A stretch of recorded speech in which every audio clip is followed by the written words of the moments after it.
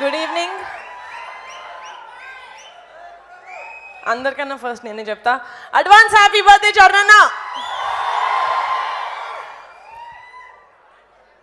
యాక్టర్గా mega power star Ram Charan గారి గురించి మాట్లాడే అంత పెద్దదాన్ని కాదు. నాకు తెలిసింది ఒకటే, చరణ్ ఏ సినిమా చేసినా కష్టపడి మేము రామ్ చరణ్ ఫ్యాన్స్ అని కాలర్ ఎత్తుకునేలాగా ఉండాలి. అది ఒక్క రీజన్కే కష్టపడి చేస్తాడు. I know that. బట్ ఇప్పుడు ఒక ఆడపిల్లలాగా మాట్లాడతాను. చరణ్ తన వైఫ్ని అట్మోస్ట్ రెస్పెక్ట్ తోటి, అట్మోస్ట్ లవ్ తోటి చూస్తాడు.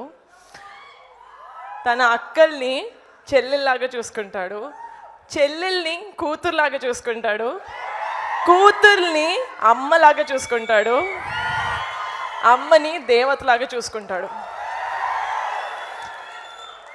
Mega power star Ram Charan గారి ఫ్యాన్స్ లాగా ఇక్కడ నాకు 90% అబ్బాయిలు కనిపిస్తున్నారు. కాబట్టి చరణ్ నుంచి మీరు ఏదైనా తీసుకోవాలి అంటే ఆడపిల్లని అమ్మవారిలాగా ట్రీట్ చేయండి.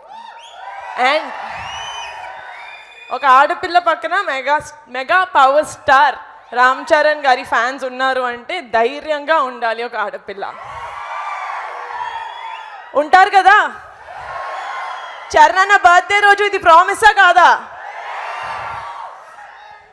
ఐ రియలీ హోప్ చరణ్ హెల్దీగా, హ్యాపీగా, లైఫ్ లాంగ్ ఉండాలని మనస్ఫూర్తిగా కోరుకుంటున్నాను. Thank you so much. I love you so much Charan. వీళ్ళందరికన్నా ఒక మెట్టు ఎక్కువ నాకు నువ్వు అంటే ఇష్టం. What a wonderful speech. Niharika Konidela గారు అదరగొట్టేశారు, అంతే, మామూలుగా కాదు. సో ఇప్పుడు స్వీటెస్ట్ ప్రొడ్యూసర్